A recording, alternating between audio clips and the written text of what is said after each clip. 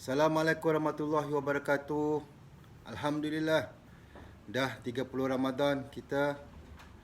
Kita dah sampai ke penghujung Ramadan. InsyaAllah esok pagi kita dah menyambut 1 Syawal.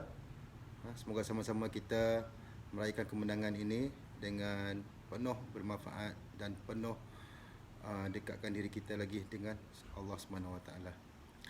Okay, sebelum saya teruskan dengan hati-hati menjaga hati bahagian hari ini, hellolah kita mulakan dengan kita Fatihah sambil kita niat semoga ilmu yang dikongsikan ini dapat memberi manfaat kepada kita semua dan semoga kita dapat amalkannya insya-Allah. Auzubillahi minasyaitonir rajim. Bismillahirrahmanirrahim. Alhamdulillahirabbil alamin arrahmanirrahim maliki yaumiddin iyyaka na'budu wa iyyaka nasta'in. Ihdinas siratal mustaqim siratal ladzina an'amta 'alaihim ghairil maghdubi 'alaihim waladdallin. Alhamdulillah, semoga berkat di bulan mulia ini kita sama-sama dapat manfaatkan keberkatan waktu yang Allah SWT kurniakan ini kepada kita untuk memperbaiki diri dengan menambah ilmu untuk memiliki hati yang sihat, qalbun salim dan disukai Allah SWT. Ustaz Adi Dayat mengingatkan saya betapa kita diberi petunjuk dalam Al-Quran ini berkenaan apakah penyakit-penyakit hati dan juga penawarnya. Dan sungguhnya penawar itu sebenarnya tersimpan dalam hati kita, yang boleh kita penuhi jika kita faham betul-betul isi kandungan Al-Quran itu sendiri. Sayangnya Allah kepada kita bukan sekadar memberikan Al-Quran itu sebagai pedoman hidup, malah dijanjikan Allah untuk diberikan pahala pada setiap huruf yang kita baca itu. Macam mana saya kongsikan, kita juga difahamkan bagaimana seorang insan yang seorang insan itu sempurna terbentuk dan ditiup rohnya ketika berusia 4 bulan tu kan, dalam kandungan tu lagi. Dan ketika itulah kita telah bersyahadah, kita bersaksikan bahawa kita tercipta pertemuan antara masa itu kita dah bersaksikan bahawa tiada Tuhan melainkan Allah.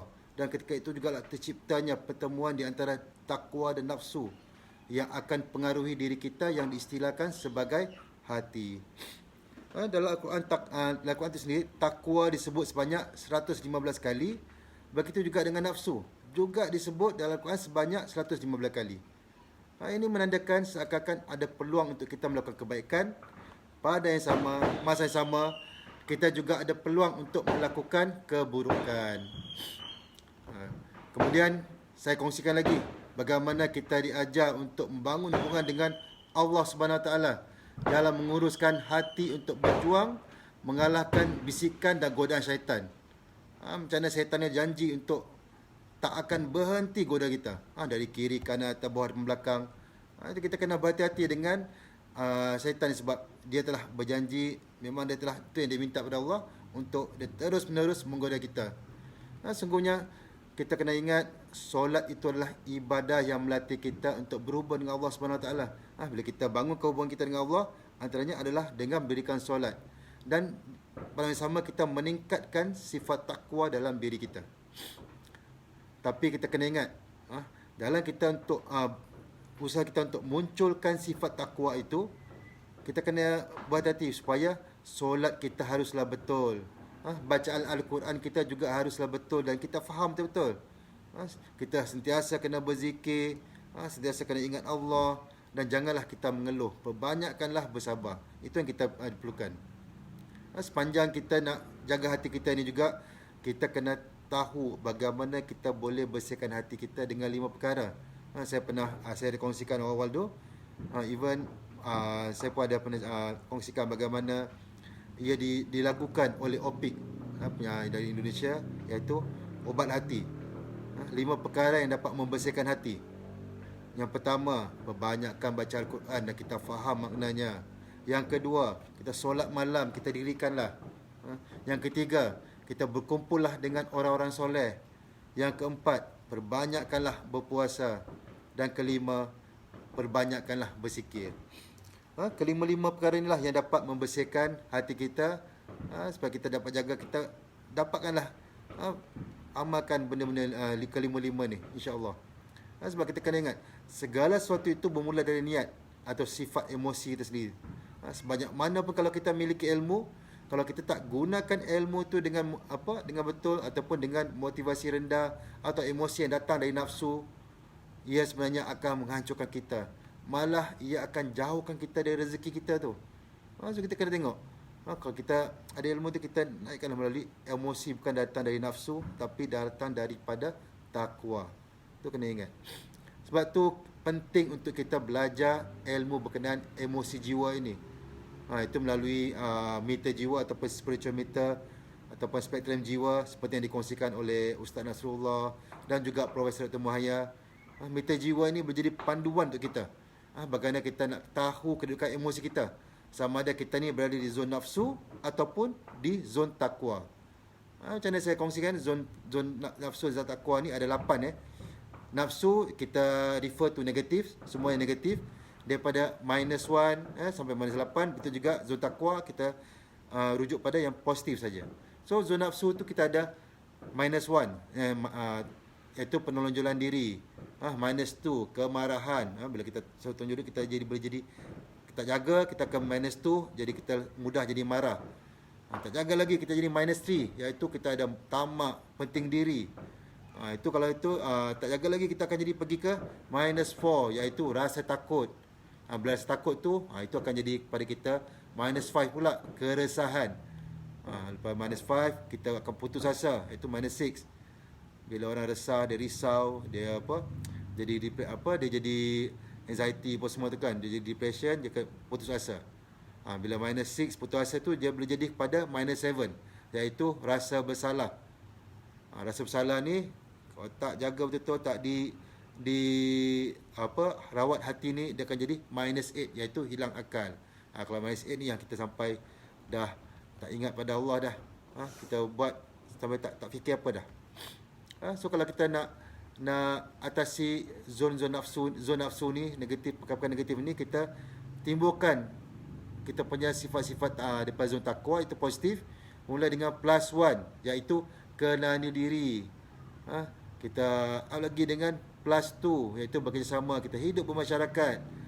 +3 pula kekuatan diri. Bila kita menguasai diri, kita dapat menguasai suasana pula, iaitu +4, di mana kita ajar diri kita jadi redha. Bila kita belajar diri redha, kita serahkan segalanya pada Allah. Kita tahu semua ni adalah takdir, apa yang ditetapkan Allah, semua yang terbaik. Kita menjadi seorang yang +5, iaitu optimistik. Di sinilah kita jadi kreatif dalam kita cari solution. Bila orang redha kan menjadi seorang yang fokus pada solusi kan. So kita jadi +6, itu pengabdian. Kita di sinilah kita sayang tanpa syarat. Kita sayang semua orang tanpa syarat. Kalau macam lebih baik lagi kita jadi +7, itu zuhud. Inilah orang-orang ulama pergi pada +8, iaitu pencerahan. Wali-wali semua di sinilah. So kita tengok, kalau kita tak nak tahu di mana kedudukan kita ni, kita tengoklah meter jiwa ni kan. Zon nafsu itu negatif dan zon takwa positif. So dalam mempraktikkan apa yang kita pelajari dalam ilmu meter jiwa ini, sebenarnya kita boleh melatih diri kita ni agar dapat menjaga hati untuk bertindak berdasarkan emosi yang betul. Emosi jiwa kita yang betul, dengan berusaha untuk berubah dan memiliki hati yang baru. Tapi kena ingat, dalam memiliki hati yang baru ni, kita telah buat pilihan baru, ada fikiran baru, ada hati baru yang penuh sifat takwa. Kita kena masih berhati-hati. Bila kita memiliki hati baru ni, kita daripada pemarah jadi kepada penyayang, daripada cari perhatian jadi kepada pemberi perhatian, daripada menerima kita jadi pemberi, daripada ingin dihargai kita jadi orang yang menghargai, daripada kita jadi lelaki yang soleh, jadi wanita yang soleha, kita jaga solat kita indahkan solat kita. Tapi macam saya kata tadi, kita tetap kena sentiasa berhati-hati dengan perubahan hati ni. Kerana syaitan itu, kena ingat, musuh kita tak pernah berhenti menggoda kita. Kita kena ingat, bisikan syaitan tu membuatkan sesuatu yang tak baik itu menjadi indah. So kita kena faham, macam saya pernah kongsi, kita terdapat 3 jenis hati yang kita kena tahu, iaitu hati yang sihat, qalbun salim, hati yang sakit, qalbun marid. Hati yang sihat ni kita nak, qalbun salim adalah apa kita nak. Qalbun sakit, hati yang sakit, qalbun marid. Yang kita tak nak, paling jauh nak dijauhkan adalah hati yang mati, iaitu qalbun mayit. Dan pentingnya untuk kita tahu apakah dimasukkan dengan ketiga-tiga jenis hati ini dalam usaha kita untuk menjaga hati. Orang punya hati yang sihat ni tak takut dan tak risau dengan dunia. Dipuji atau dicaci sama saja. Dia diberi nikmat, dia syukur. Diberi ujian, dia sabar. Semua kejadian bagi dia jadi kebaikan. Manakala orang yang hati yang sakit ni, selalunya dia tak tenteram, dia resah, dia risau, dia cemas dan tak menikmati kebahagiaan hidup. Dan orang yang memiliki hati yang mati ni pula adalah hati yang tak kenal siapa Tuhannya. Itu yang kita minta dijauhkan. Dia tak kenal siapa pencipta dia dah. Tak kenal Allah SWT. Hati dia menjadi hati yang kosong dari kehidupan. Dia hanya menuruti keinginan nafsu dia je. Apa yang dia nak, kesenangan diri dia. Meskipun akibat dia akan dimurkai ataupun tak disukai Allah SWT.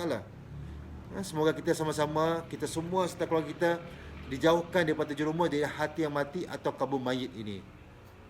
Lepas tu kita pun saya kongsikan penting untuk kita tahu dan sedar kita perlu memiliki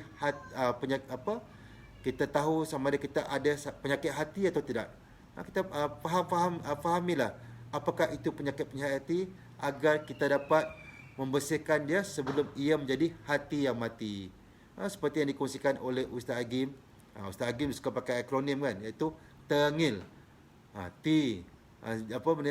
Tengil tu adalah sifat-sifat yang perlu kita jauhkan agar kita memiliki hati qalbun salim ni. Kalau ikut Agim ni, takabur, tu sombong. Kita atasi sombong ni dengan tawadu. Menjadi orang egois, egois, iaitu penting diri. Kita atasi dia dengan kita banyak manfaatkan orang. Daripada kita pentingkan diri, kita banyak manfaatkan orang. N pula, itu norak ataupun berlebihan. Kita atasi dia dengan kita latih diri menjadi ikhlas.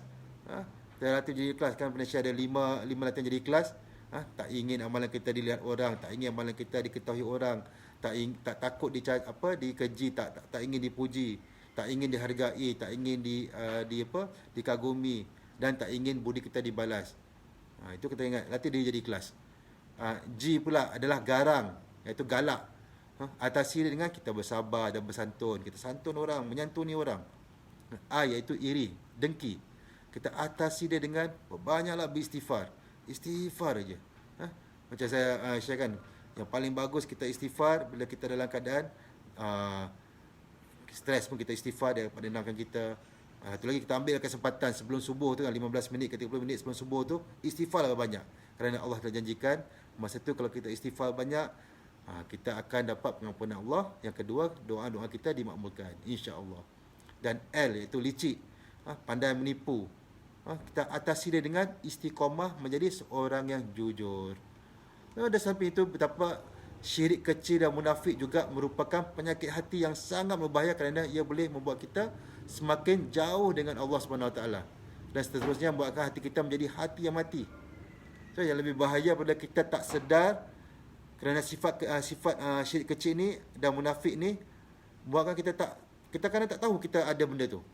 So sebaiknya kita sedarlah, kita sedar diri untuk kita waspada dengan penyakit hati ni. Yang kita mungkin tak perasan, dan kita kena akui agar kita dapat bermujahadah untuk mengelakkan daripada hati kita menjadi hati yang sakit. Kita beristighfarlah dan solat taubat dan bersungguh-sungguh agar dosa-dosa kita ni diampunkannya. Di depan Allah kita dapat pengampunan Allah. Kita minta banyak. Selain daripada kita berhati-hati dengan penyakit yang boleh menghanyutkan kita kepada zon nafsu, daripada jauhkan kita daripada zon takwa pula, dekatkan kita dengan zon nafsu ni, penting untuk kita tahu apakah perkara-perkara yang boleh mengeraskan hati kita ni. Dan kita kena tahu bagaimana kita nak melembutkannya agar kita dapat memiliki qalbun salim ni. Seperti yang apa yang dikongsikan oleh Syekh Ali Jabir, di antara penyakit perkara-perkara yang boleh mengeraskan hati kita adalah satu, banyak bercakap. Itu boleh mendorong kita kepada maksiat lidah. Banyak bergaul. Silap gaul boleh jadikan kita orang yang rugi. Tak manfaat. Silap kita boleh terikut mereka yang suka buat maksiat. Yang ketiga, kita banyak makan. Perut penuh sebenarnya boleh melemahkan kita untuk beribadah. Dan kita jadi banyak tidur, iaitu bila kita dah banyak makan, kita penat, letih, kita lagi kekenyangan, akan jadikan banyak tidur, lebih suka tidur. Jadi mengurangkan masa untuk beribadah. Jadi untuk melembutkan hati yang keras ni dan hati yang sakit ni, perlunya kita untuk kita kena buat 4 perkara juga. Kita sedikit berbicaranya, kita lebih banyak diam dan lebih banyak berzikir. Sedikit bergaul, nombor 2. Yang baiknya kita bergaul lah dengan orang yang soleh. Bila bergaul kita jaga kita punya limit, kita circle tu, kita pilih circle yang betul, insya-Allah. Yang ketiga, sedikit makan. Sebab dengan sedikit makan ni dia boleh menguatkan daya fikir kita dan melemahkan hawa nafsu kita, insya-Allah. Dan yang keempat adalah sedikit tidur.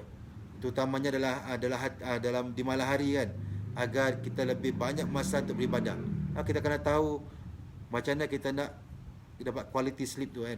So kita tidur awal, pukul 10 paling best, supaya kita dapat bangun pukul 4 pagi atau 5 pagi. Sungguhnya terlalu banyak yang perlu dipelajari dan diperbaiki dalam kita berusaha untuk memiliki hati yang bersih dan sihat ni. Kita nak qaul musalim ni banyak kita kena belajar ilmu. So bila kita tengok ada 5 transformasi diri ni seperti yang dikongsikan oleh Prof Sumaya. Yang pertama, bila kita kena ada kita punya image diri tu. Bila kita nak jadi hati yang sihat ni, apa kita nak buat? Tu kita kena jadi identiti kita tu kan, image kita nak jadi orang yang berakhlak baik, hati yang sihat ni kan. So kita kena tu cari ilmu pula. Cari ilmu macam mana kita nak, apa kita kena buat. Sebelum ilmu tu kita kena ada belief system kita. Kita buang belief system yang lama, kepercayaan yang lama, kita tanamkan kepercayaan yang baru, yang mana yang betul. Bila kita dah tu, kita cari ilmu macam mana kita nak jadi hati yang sihat ni, kita cari ilmu. Lepas tu bila kita tu kita latih diri, dengan kita jadikan dia sebagai kita punya attitude, kita punya tingkah laku, behavior kita, supaya kita amalkan latih diri. Ustaz Agim cakap, kita didik diri kita dengan ilmu tu, kita latih diri kita dengan ilmu tu, dan kita dapat bina diri kita dengan ilmu tu supaya kita jadi istiqamah. Yang kelima tu, kita jagalah circle kita. Tadi kan, bersihkan hati, kita kena jaga circle supaya kita dapat yang betul, bagi apa yang kita nak kejar akhirat, insya-Allah. So, kita kena sedar bagaimana kita sering kali dipedaya dengan bisikan syaitan ni, sampai kita nampak yang buruk tu menjadi indah. Dia menjadikan sesuatu yang lebih kita suka tu dan cintai, sehingga kita jadi suka untuk lepaskan dia. Ingat macam saya kongsikan macam mana Ustaz Nasrullah selalu pesan, rezeki kita tu bukan terbatas oleh apa-apa, sebab sebenarnya terbatas oleh dosa-dosa kita sendiri. Bila kita jadi cinta pada dosa kita tu sampai kita tak nak lepaskan dia, itulah yang rezeki kita akan lari. Okay, alhamdulillah, semoga apa yang saya kongsikan ini dapat memberi manfaat kepada semua dan juga sebagai peringatan dan nasihat pada diri saya sendiri. Akhir kalam, kita pun dah tiba Syawal ni kan. Background saya ni pun tengok masing-masing dah meraihkan dengan bermain macam sana sini kan. InsyaAllah akhir kalam saya menyusun 10 jari memohon maaf di atas segala kekurangan diri dan keterlanjuran yang mungkin ada menyentuh perasaan kalian dalam perkongsian saya ini. Semoga kita sama-sama dapat perbaiki diri. Ingat, dan nak perbaiki diri, ingatlah 3M. Mula dari diri sendiri, mula dari hal yang kecil, mula dari saat ini, dan yang penting kita niatlah kerana Allah. Kita 3M ni, mulai sendiri, mulai dari hal kecil dan mulai dari saat ini. Yang penting kita niat kerana Allah. Semoga kalian semua dikurniakan kemarihan dalam menyambut Hari Fitri bersama keluarga, teman-teman tersayang, sentiasa dikurniakan kesan baik, dipermudahkan menjadi orang mukmin, menjadi orang bertakwa, sentiasa buat baik dan bersyukur. Menjadi dikurniakan kebahagiaan dan ketenangan di dunia dan di akhirat. Semoga kalian menjadi tenang, bahagia, dikurniakan pada waktu dan kekal positive thinking, positive feeling dan positive motivation. Amin amin rabbil alamin. Selamat Hari Raya Aidilfitri, maaf zahir batin. InsyaAllah. Terima kasih. Assalamualaikum warahmatullahi wabarakatuh. Allahu Akbar, Allahu Akbar, Allahu Akbar. La ilaha illallah, Allahu Akbar. Allahu Akbar walillahil hamd. Alhamdulillah. Terima kasih. Assalamualaikum warahmatullahi wabarakatuh.